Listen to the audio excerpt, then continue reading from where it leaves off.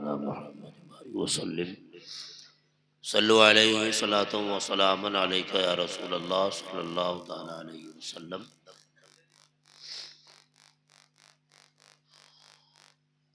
اب مجھے پتہ ہے کہ آپ کیا میں خود نہ سنانے کی طاقت رکھتا ہوں نہ زیادہ سننے کی طاقت رکھتا ہوں۔ ٹن کے بھی شکار ہیں ہم لوگ، کچھ لوگ کھانا نہیں کھائے ہوں گے، تو بھائی بھوک جب لگی رہتی ہے تو ایسی صورت میں تو نماز پڑھنے کی اجازت نہیں ہے، جلسہ پڑھنے کی اجازت کہاں سے ہو جائے گی جب بھوک لگی رہے گی تو۔ اب تو یہ میرا گھریلو مسئلہ ہے، یہاں سے بخار میں تڑپ کے بھی میں آ گیا، اب اس کو بتایا بھی نہیں کہ میں بخار میں ہوں۔ قاری نور الحق رحمانی صاحب کی مہربانی ہے مجھ پر کہ وہ اپنی کار سے مجھ کو لے کے آئے۔ ہم سے پہلے ہمارے مہمان خطیب سے آپ سن چکے ہیں، میرے بھائی حضرت مولانا علاء الدین صبا صاحب قبلہ آپ کو بہتر طریقے سے سنا رہے تھے۔ ان سے پہلے بھی مولانا شمشاد صاحب سے آپ نے اچھا خطاب سنا ہوگا، بڑھیا لب و لہجے میں آپ نے نعت و منقبت سنے ہوں گے۔ میری موجودگی میں تو میرے بھائی حضرت قاری افروز صاحب جس لہجے میں پڑھ رہے تھے، میں سمجھتا ہوں اسی طرح سے ناشری پڑھنی چاہیے۔ بہت سارے ابار ہمارے عزیز القدر محمد علی نے بھی سنایا ہوگا، مولانا عبدالحنان نے بھی کچھ سنایا ہوگا۔ قاری نور الحق رحمانی صاحب کی دعا پہ اس محفل کا اختتام ہوگا۔ ہمارے بھائی مولانا شکیل جامعی صاحب قبلہ جو آپ کے خطیب و امام ہیں، میں ایک حدیث آپ کو سناتا ہوں، اسی کو آپ تقریر سمجھ لیں۔ ویسے تو ساری تعریفیں اس اللہ کے لیے جو سارے جہان کا پالن ہار ہے، درود پاک حضور اکرم صلی اللہ علیہ وسلم پر، ان کی آل اور ان کی اصحاب پر۔ حمد و صلوات کے بعد قال رسول اللہ صلی اللہ تعالی علیہ وسلم اغتنم خمسا قبل خمس، صدق رسول اللہ صلی اللہ علیہ وسلم۔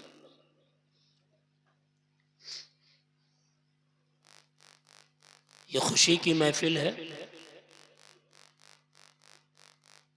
نذر اور منت۔ پڑھا لکھا جب گھرانہ ہوتا ہے نا تو وہ اصول پہ چلتا ہے۔ نذر کیا ہے، منت کیا ہے؟ جو نذر ہے اسی کو منت بھی کہتے ہیں۔ نذر مانگنے کا طریقہ اسی طرح ہونا چاہیے کہ اللہ میرے گھر والوں کو یا جس کے لیے بھی آپ نذر مانے تو انداز یہ ہو، طریقہ یہ ہو کہ اللہ مجھے یا میرے گھر والوں کو شفا مل جائے تو میں تیرے محبوب کی میلاد مناؤں گا۔ نذر صرف اور صرف اللہ کے لیے، یہ نذر حقیقی ہے۔ حدیث شریف ہے، اغتنم خمسا قبل خمس، شبابک قبل حرمک، وصحتک قبل سقمک، وغناک قبل فقرک، وفراغک قبل شغلک، وحیاتک قبل موتک۔ ترجمہ ہے کہ 5 چیزوں کی قدر 5 چیزوں سے پہلے کر لو۔ نہیں آپ کو اگر سننا ہے تو سنیے، نہیں تو پیچھے آ کے بیٹھ جائیے، وہ جو گالی گلوچ کر رہے ہیں ادھر ہی جا کے بیٹھ جائیے، ڈسٹرب مت کیجیے۔ 5 چیزوں کی قدر 5 چیزوں سے پہلے کر لو، یہ اہل اسٹیج کو بھی سننا چاہیے۔ اغتنم خمسا قبل خمس، 5 چیزوں کو غنیمت جانو 5 چیزوں سے پہلے۔ اسی کو ہم نے یہ کہا کہ 5 چیزوں کی قدر کرو 5 چیزوں سے پہلے، حضور کی حدیث ہے۔ نمبر 1، شبابک قبل حرمک، جوانی کی قدر کرو بڑھاپا آنے سے پہلے پہلے۔ نمبر 2، وصحتک قبل سقمک، صحت کو بیماری سے پہلے غنیمت جانو، صحت کی قدر کرو بیماری آنے سے پہلے پہلے، حضور کہہ رہے ہیں۔ نمبر 3، مالداری کی قدر کرو تنگ دستی سے آنے سے پہلے پہلے، یعنی غربت آنے سے پہلے پہلے اللہ نے آپ کو مال دیا ہے تو اس کی قدر آپ کریں۔ فرصت کو غنیمت جانو مشغولیت سے پہلے پہلے، اور زندگی کو غنیمت جانو موت آنے سے پہلے پہلے۔ اب چونکہ میلاد شریف کا جو پس منظر ہے وہ اس حدیث میں آ جاتا ہے۔ حضور نے فرمایا کہ شبابک قبل حرمک، اپنی جوانی کی قدر کرو بڑھاپا آنے سے پہلے پہلے۔ حضور نے بہت بڑی بات کہی، اور کیوں نہ ہو حضور کو تو جوامع الکلم حاصل ہے۔ جوانی کی قدر کرو۔ آج آپ میں سے اکثر، میں اپنی بات خود بتاؤں کہ جب سے میں شوگر کا پیشنٹ ہوا تو ڈاکٹر نے ایک لسٹ بنا کے مجھے دی کہ آپ کو صبح اٹھ کر کے تقریباً 40 منٹ کنٹینیو پسینہ بہانے والے انداز میں چلنا ہے۔ فوراً مجھے یہ حدیث یاد آ گئی کہ کاش میں پہلے ہی چلا ہوتا۔ سمجھ گئے؟ تشریح سمجھ گئے ہوں گے۔ اس کے بعد میں کنٹینیو وہاں پارک میں دوڑنے لگا، چلنے لگا، تو اپنے ساتھ جن کو بھی دوڑتے ہوئے دیکھتا میں سمجھ جاتا کہ یہ کسی مرض کا شکار ہو گیا ہے۔ اس لیے کہ ہمارا جوان اپنی جوانی پہ اس قدر گھمنڈ کرتا ہے کہ وہ جوانی کو برباد کرنے والی ہر چیز استعمال کرتا ہے، 1% ہے اس کی۔ بھائی شراب سے جوانی خراب ہو جاتی ہے، جوان ہمارے شراب کی طرف بھی مائل ہوتے ہیں۔ نشے گجیڑیوں سے، یہ جو گانجا وغیرہ ہے، اس سے جوانی خراب ہو جاتی ہے، ہمارے لڑکے اس میں بھی مبتلا رہتے ہیں۔ اس کو ایک دھن رہتا ہے کہ لڑکیاں پھنساؤ، گناہ کرو، یہ ایک مشن بنا لیتا ہے، اس سے بھی جوانی خراب ہوتی ہے۔ نبی نے فرمایا کہ اپنے جوانی کی قدر بڑھاپا آنے سے پہلے پہلے کرو۔ ایک تو یہ انداز حدیث سمجھنے کا کہ آپ کی جوانی ہے تو آپ اپنی جوانی کی حفاظت کریں۔ آپ کچھ ایسا مت کیجئے کہ آپ کی جوانی خراب ہو جائے۔ آپ کو معلوم ہے کہ میں یا حلق تک کھاؤں گا تو نقصان ہوگا، آپ نہ کھائیں۔ کھانے پینے کے جو اصول شریعت نے بتائے اس پہ عمل کریں آپ۔ اسلام تو یہ کہتا ہے کہ کم کھانا، کم پینا، کم کھانا، کم بولنا، کم سونا، یہ پسند ہے حضور کو۔ تو اتنا آج بریانی ہے دبا کے کھاؤں گا، ارے براتی میں تو آج نپٹا ہی دوں گا، پورا جگ میرے ہی پاس آ کے رہے گا، ہے نا؟ اور پھر بعد میں اس کو الٹی ہوتی ہے، پتہ نہیں کیا کیا ہوتا ہے، بہت سا گیس کے شکار ہو جاتے ہیں۔ خلاصہ حدیث یہ ہے کہ اپنی جوانی کی قدر بڑھاپا آنے سے پہلے پہلے کر لو۔ اب تصویر، اس حدیث کی جو تصویر ہے اس کا دوسرا رخ دیکھیے۔ حضور نے فرمایا کہ جوانی کی قدر بڑھاپا آنے سے پہلے پہلے کرو کا کیا مطلب؟ کہ اگر بوڑھے ہو جاؤ گے تو ممکن ہے آپ کی ہڈیاں اتنی کمزور ہو جائے گی کہ آپ گھر سے مسجد نہیں جا سکتے، اس لیے اس دن سے بہتر یہ ہے کہ تم جوانی میں مسجد جا کے عبادت کرو۔ جب بوڑھے ہو جاؤ گے تو ممکن ہے کہ تم سجدہ نہیں کر پاؤ گے، اشارے سے سجدہ کرو گے، ممکن ہے تمہارے کمر کی ہڈیاں کمزور ہو جائے، تم کرسی پہ بیٹھ کے نماز پڑھو تو وہ جو سجدے کی لذت ہے وہ تمہیں نہیں مل پائے گی۔ اس لیے میرے آقا نے فرمایا کہ جوانی کی قدر کرو بڑھاپا آنے سے پہلے، یعنی جو عبادتیں ریاضتیں جوانی میں زیادہ ہونی چاہیے وہ کر لو، ممکن ہے کہ بڑھاپے میں تمہیں یہ میسر نہ ہو سکے۔ سمجھ گئے اس حدیث کو؟ کچھ ایسا کام بھی مت کرو کہ تمہارا بڑھاپا برباد گزرے۔ کمر کی ہڈیوں کا بڑا مسئلہ چلا ہوا ہے، ڈاکٹروں کے رپورٹس کے مطابق یہ ہے کہ اکثر لڑکے وہ ایسی غلط حرکت کرتے ہیں کہ ان کی جوانی جب ختم ہونے لگتی ہے، بڑھاپے کی آمد ہوتی ہے تو وہ طرح طرح کے مریض کے شکار ہو جاتے ہیں، یہاں تک کہ جب شادی ہوتی ہے تو بچہ پیدا کرنے کی طاقت نہیں رکھتے ہیں۔ میرے آقا نے، وہ ڈاکٹر اب علاج کر رہا ہے، میرے آقا تو حکیم بھی ہے نا، میرے آقا نے فرما دیا اپنی جوانی کی قدر کرو بڑھاپا آنے سے پہلے پہلے۔ آپ لوگ بھی جو بوڑھے چچا لوگ ہیں کہتے ہو کاش کہ میں کر لیا ہوتا۔ میں عمرہ میں گیا تو مجھے یہ خواہش ہوئی کہ میں جاؤں گا اپنے گاؤں ہندوستان تو اس بات پہ زور لگاؤں گا کہ جوانی ہی میں جو تم نے عمرہ کیا، جوانی میں اگر تم نے عمرہ کیا، جوانی میں حج کیا تو اس کے مزے الگ ہیں، ورنہ بڑھاپے میں کہاں مزہ ہے بھائی؟ اس کو تو بیٹا ساتھ جائے تو ویل چیئر پہ طواف کروائے، صحیح کروائے، پریشانی کا سامنا، وہ لذت حاصل نہیں کر پاؤ گے۔ اس لیے میرے آقا نے فرمایا جوانی کی قدر کرو بڑھاپا آنے سے پہلے پہلے۔ یہ آپ لوگوں کے لیے بھی ہمارے لیے بھی ہے۔ تو میں وہی کہتا کہ کاش کہ میں دوڑا ہوتا تو مجھے یہ شوگر نہیں ہوتا۔ ویسے شوگر تو اب ایسا مرض ہے کہ دوڑنے والے کو بھی ہو جا رہا ہے، تو پرہیز بہت ضروری ہے۔ دوسرا کیا حضور نے فرمایا؟ وَصِحَّتَكَ قَبْلَ سَقَمِكَ، اور اپنی صحت کو غنیمت جانو بیماری آنے سے پہلے پہلے۔ یعنی اگر صحت مند ہیں آپ، بہت غور سے سنیے اے بچے لوگ، ارے سن لے میرا لال میرا بیٹا، آپ کی صحت ہے، ہماری صحت ہے تو اس کو ہم غنیمت جانیں۔ وہ پوری تفسیر جو میں نے جوانی اور بڑھاپے کی ہے وہ اس میں بھی آپ لائیں، فٹ کریں۔ وَصِحَّتَكَ قَبْلَ سَقَمِكَ، کہ اپنی صحت کی قدر کرو بیماری آنے سے پہلے پہلے۔ تصویر کے دونوں رخ ہیں اس میں، یہ تو صحت ہے، تندرستی ہے، جتنی چاہو عبادت کرو، صحت ہے عمرے کے مزے لے لو، صحت ہے طواف کے مزے لے لو، صحت ہے حج کر لو، صحت ہے سجدے کر لو، صحت ہے نماز کی طرف جاؤ۔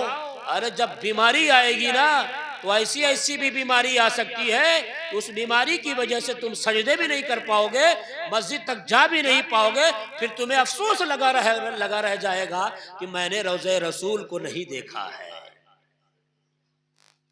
ہے نا؟ حدیث کہتی ہے آپ سے کہ اپنی جوانی کی قدر کرو، ہر برائی، جوانوں سنو،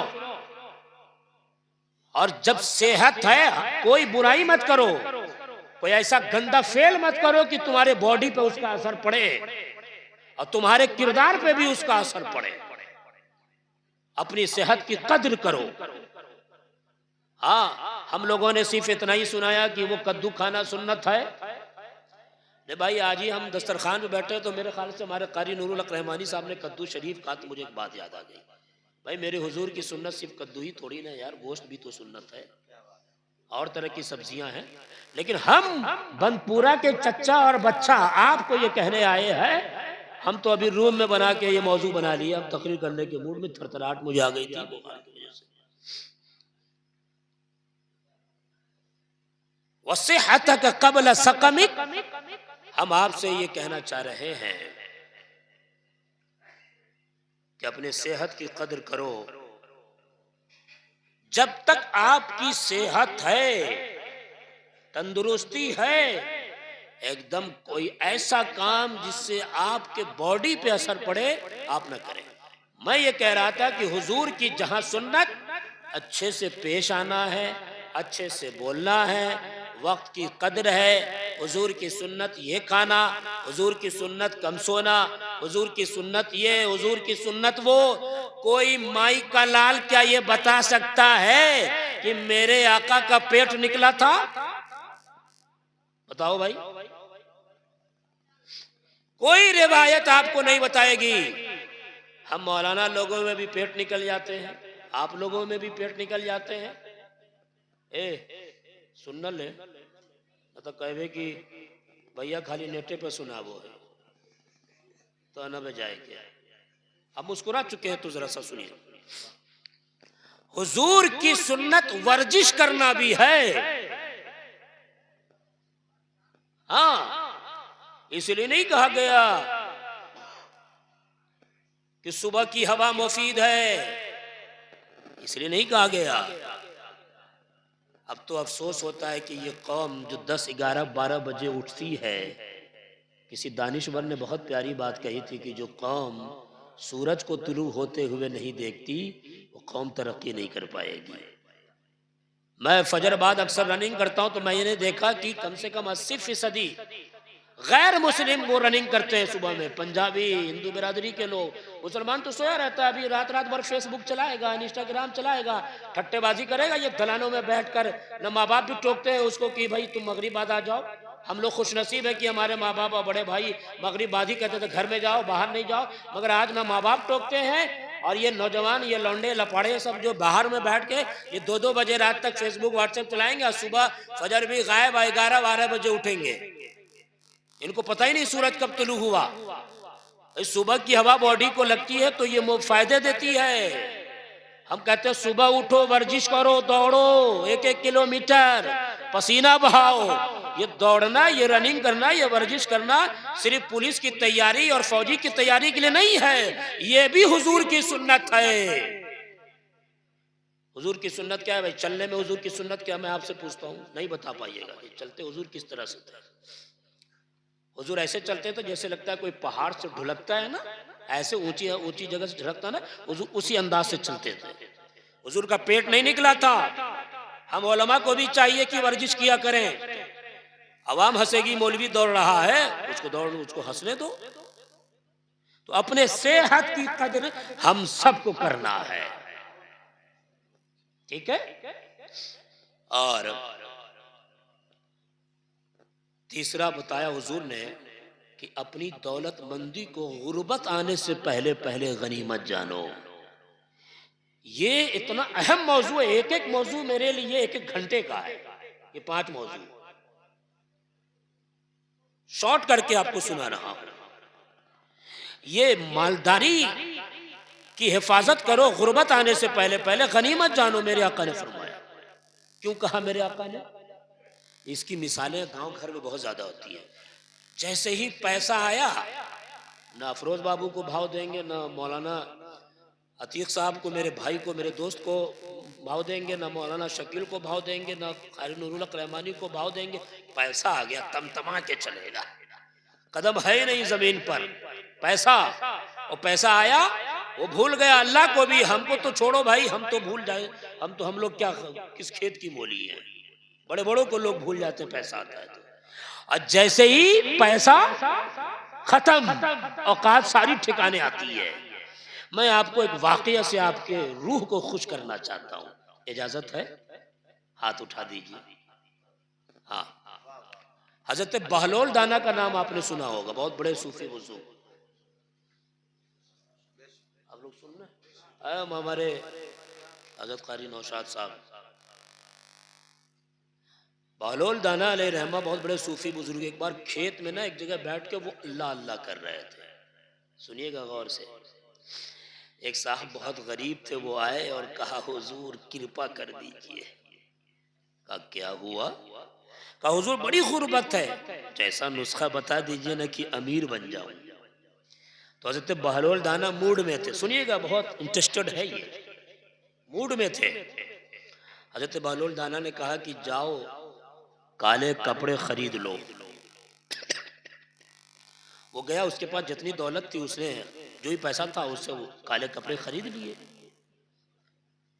یہ بچہ لوگ خاموش نہیں ہوا تو میں ابھی صلاۃ السلام پڑھوں گا. ویسے تو ابھی 10 منٹ میں پڑھانے والا ہوں، خاموش ہو جاؤ. تو بہلول دانا نے کہا کہ جاؤ کپڑے خرید لو. وہ گیا، اس نے کچھ نہ آؤ دیکھا نہ تاؤ، گیا اور کالا کپڑا خرید لایا۔ خرید لانے کے بعد اب اس کے دل و دماغ میں یہ نہیں کہ یار امیر کیسے بنوں گا، بہلول دانا نے تو امیر بننے کا نسخہ دیا ہے۔ اتفاق سے 2 ہی دن کے بعد اس گاؤں کا، اس علاقے کا بڑا آدمی جو تھا وہ مر گیا، تو اس کے سوگ میں لوگ کالا کپڑا پہنتے تھے۔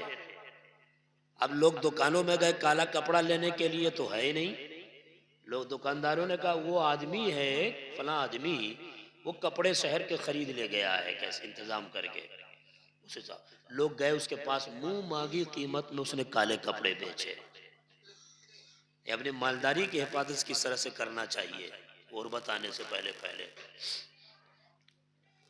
کہا جاؤ اسے لے آؤ، وہ دوڑا دوڑا گیا، سارے لوگ گئے، اسے کالا کپڑا اس سے خریدا، منہ مانگی قیمت میں اس نے بیچا، یعنی وہ راتوں رات امیر بن گیا، منہ مانگی قیمت میں کالے کپڑے بیچے۔ اب اس قدر اس کے اندر دولت سے دولت آ گئی کہ اس کے پاس بنگلے ہو گئے، گھوڑوں کے ٹال ہو گئے، اونٹوں کی سواری ہو گئی، گاڑیاں ہو گئی، بہت پیسہ ہو گیا۔ اچھا ابھی جب غریب تھا تو کس طرح سے آیا تھا؟ ہاتھ جوڑ کے بیٹھا تھا، ادب کے ساتھ بیٹھا تھا۔ اب اس کے پاس پیسہ آ گیا، اب یہی سنانا چاہ رہا تھا، پیسہ آ گیا تو اب کیا ہے، اتفاق سے اسی راستے سے گزرا جس راستے میں بہلول دانا بیٹھ کے اللہ اللہ کیا کرتے تھے، اور پہلی بار جو ملا تھا۔ اب وہ گھوڑے پہ بیٹھ کر ٹکاٹک ٹکاٹک ٹکاٹک چل رہا تھا، اب گھوڑے ہی پہ کھڑے بیٹھ کے کہتا ہے، اے بڈھے بول اب کی بار کیا لوں؟ تیور بدل گیا نا، پیسہ آیا تیور بدل گیا، دولت آئی تیور بدل گیا۔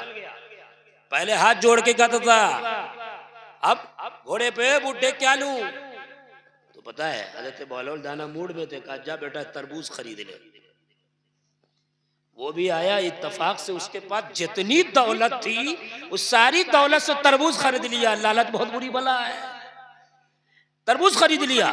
ارے اب یہ بھی تو اسی طرح کالے کپڑے کی طرح ہوگا، اب تربوز رکھ کے گودام پہ گودام بھر لیا اور راتوں رات سارا کا سارا تربوز سڑ گیا۔ جتنے جھٹکے میں امیر بنا تھا اسی قدر جھٹکے میں وہ غریب بن گیا۔ اب وہ دوڑتا آیا بہلول دانا کے پاس، کہا کیا کیا بابا آپ نے؟ کہا یہ میں نے نہیں، یہ تم نے خود کیا ہے۔ آپ نے فرمایا با ادب با نصیب بے ادب بے نصیب۔ آئے تھے تو ادب کے ساتھ آئے تھے، اب آئے ہو تو اکڑ کے آئے تھے، یہ تمہارا اکڑ تمہاری دولت کو ختم کر دیا۔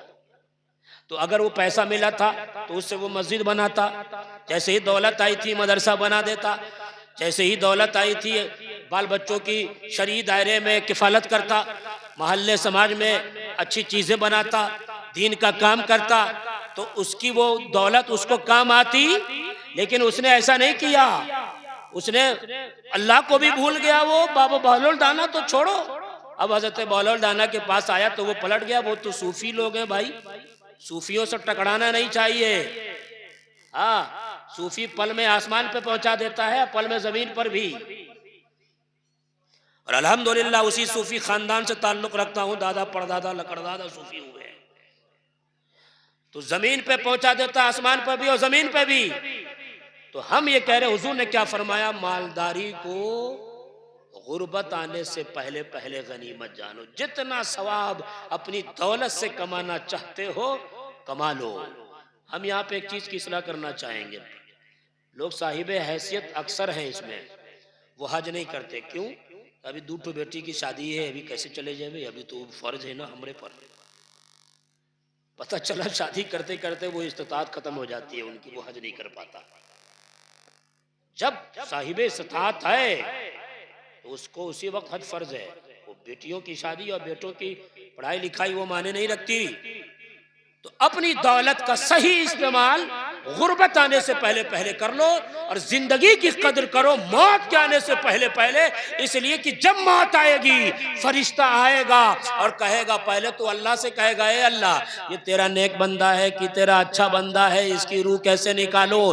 تو اللہ کہے گا یہ کبھی نماز نہیں پڑھتا تھا، یہ روزے نہیں رکھتا تھا، یہ حج نہیں کرتا تھا، یہ زکوٰۃ بھی نہیں دیتا تھا، یہ ماں باپ کی خدمت بھی نہیں کرتا تھا، یہ پڑوسیوں کے حقوق کی ادائیگی بھی نہیں کرتا تھا، یہ بیویوں کے حق کی ادائیگی بھی نہیں کرتا تھا، اس نے تو محلے میں فتنہ ہی فتنہ کیا تھا، اس کی روح ایسے نکالو کہ اس وقت اس کے ہوش اڑ جائیں، تو حضرت ملک الموت 62 ہاتھ کے بن کر اس کی روح نکالتے ہیں اسرائیل علیہ السلام، تو اس وقت وہ کہے گا اے کاش کہ پھر مجھے موقع مل جائے تو میں توبہ بھی کر لوں، مجھے موقع مل جائے تو نماز بھی پڑھ لوں۔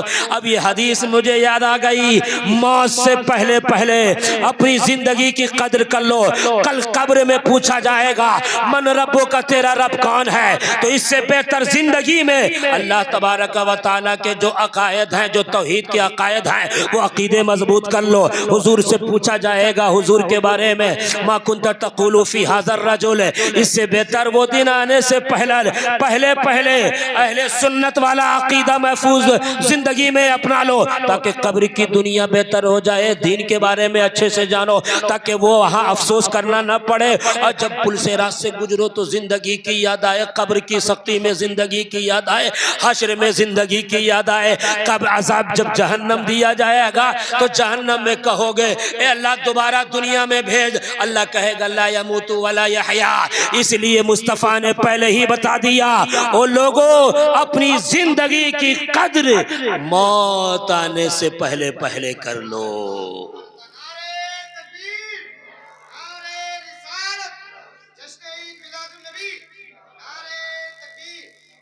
ابھی آیا تو میرے چھوٹے بھائی نے، بہت پیارے بھائی نے، اس کو تو میں اپنے بھائی کی طرح مانتا ہوں، خدا کی قسم بخار میں بھی تو اس لیے آ گیا نا۔ تو بھائی نے پوچھا کہ یہ اجتماعی قرآن خوانی اس کا کیا ثبوت ہے؟ تو پہلا جواب تو بھیا یہ ہے کہ اگر یہ حرام ہوتا تو نسلاً بعد نسل ہوتا ہی نہیں۔ اس گاؤں کے جو آج سے 60 سال پہلے مولانا انتقال کر گئے وہی بند کروا دیے ہوتے۔ اب 60 سال چھوڑو بھائی، 100 200 سال 300 سال جو بزرگوں سے یہ روایت آ رہی ہے وہی سب نہیں ہونے دیتے، تو آتا ہی نہیں۔ ایسا تھوڑی نہیں کہ سماج میں سب جاہل ہیں۔ اگر شرعی طور پر سرے سے یہ حرام ہوتا تو ہم لوگ مدرسے میں گھاس تو نہیں چلیں یار، یہ دادیا سے افتہ تک کی پڑھائی میں نے کی ہے، میں ہی نہیں ہونے دیتا کہ یہ قرآن خوانی نہیں ہوگی، اجتماعی قرآن خوانی۔ کیا قاری نور الحق رحمانی نے کبھی آپ کو اس سے روکا ہے؟ کیا مولانا عتیق صاحب نے آپ کو روکا؟ کیا مولانا محیب صاحب نے آپ کو روکا؟ ان کے سامنے شراب پی کے دیکھیے تو یہ آپ کو فوراً روک دیں گے۔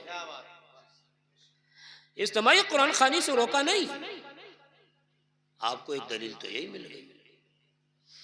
اگر کوئی پوچھے کہ نہ قرآن سے چاہیے تو قرآن میں اللہ نے کہا وَإِذَا قُرِئَ الْقُرْآنُ فَاسْتَمِعُوا لَهُ وَانصِتُوا لَعَلَّكُمْ تُرْحَمُونَ، جب قرآن پڑھا جائے تو خاموشی سے سنو۔ تو یہ اللہ کس سے کہہ رہا خاموشی سے سنو؟ ظاہر ہے کہ لوگ بیٹھے ہوں گے وہاں قرآن پڑھا جا رہا ہوگا تبھی تو کہے گا اللہ کہ قرآن پڑھا جا رہا خاموشی سے سنو۔ اب ایک ہی آدمی وہ قرآن پڑھے گا تو وہاں خاموشی کی بات کہاں ہے؟ وَانصِتُوا کس سے کہا گیا؟ ہاں اگر نماز میں پڑھا جا رہا ہے خاموش رہو، باہر میں اگر پڑھا جا رہا ہے خاموش رہو۔ تو اجتماعی کہتے ہیں ایک ساتھ بیٹھ کر قرآن پڑھنا، یہ اسی آیت سے ثابت ہے، اسی سے تو مسئلہ نکلا نا۔ فقہاء کرام فرماتے ہیں کہ جب قرآن خوانی کرو تو سب بآواز بلند نہ پڑھو، یا تو کوئی ایک پڑھے سب خاموش رہے، یا تو پھر سب کے سب خاموشی میں قرآن پڑھیں تاکہ ٹکرانی نہیں چاہیے آواز، اور قرآن پڑھا جائے تو خاموشی کے ساتھ سننا ہے۔ اس لیے قرآن خوانی میں فقہاء کہتے ہیں کہ ایک ساتھ جب کئی لوگ قرآن پڑھیں تو سب خاموشی کے ساتھ وہ خود ہی سن پائیں، ایسی آواز ہو وہ قرآن پڑھے۔ تو اگر اجتماعی قرآن کا جواز نہ ہوتا تو یہ اللہ کیوں کہتا وَانصِتُوا، قرآن پڑھا جائے تو تم خاموش رہو؟ اس کا مطلب وہاں پہ بیٹھک ہو رہی ہوگی۔ دوسری بات، اب نماز میں قرآن، تراویح میں قرآن سنتے ہو نا، وہاں بھی تو اجتماع ہوتی ہے، بھیڑ بھاڑ ہوتی ہے۔ اب یہ کہ کئی سارے لوگ پڑھتے ہیں۔ میں آپ کو ایک حدیث سناتا ہوں، جس طرح میں نے یہ حدیث سنائی وہ حدیث سناتا ہوں، سنیے۔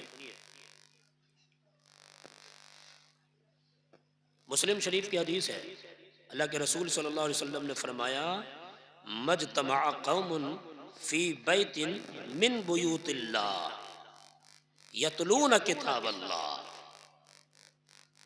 پوری آیت ہے، پوری حدیث ہے. پھر آگے ہے الا نزلت علیہم السکینہ وغشیتہم الرحمہ وحفتہم الملائکہ وذکرہم اللہ فی من عندہ. اللہ کے رسول کہتے ہیں جب کوئی جماعت مجتمع قوم کس کو کہتے ہیں؟ آپ سب لوگ بیٹھے ہیں، اس کو قوم کہتے ہیں. جب کوئی جماعت اللہ کے گھروں میں سے کسی گھر میں جمع ہو تو وہ قرآن کی تلاوت کرے. سمجھ گئے؟ جب کوئی جماعت کسی اللہ کے گھروں میں سے کسی گھر میں جمع ہو تو وہ قرآن کی تلاوت کرے. اور یہی نہیں، حضور نے یہی نہیں فرمایا، بولا اگر وہ قرآن کی تلاوت وہ قوم کرتی ہے ایک ساتھ تو فرشتے، اللہ اس کو فرشتوں کے ذریعے اس پر سکینہ نازل کرتا ہے، فرشتے اسے اپنی آغوش میں لے لیتے ہیں. وحفتہم الملائکہ وغشیتہم الرحمہ، اور اس پر اللہ کی رحمتیں اترتی ہیں. اور آخری سنیے وذکرہم اللہ فی من عندہ، اللہ تبارک و تعالی اس قوم کو اس وقت یاد کر رہا ہوتا ہے جو قوم قرآن کی تلاوت کر رہی ہوتی ہے. وآخر دعوانا الحمدللہ.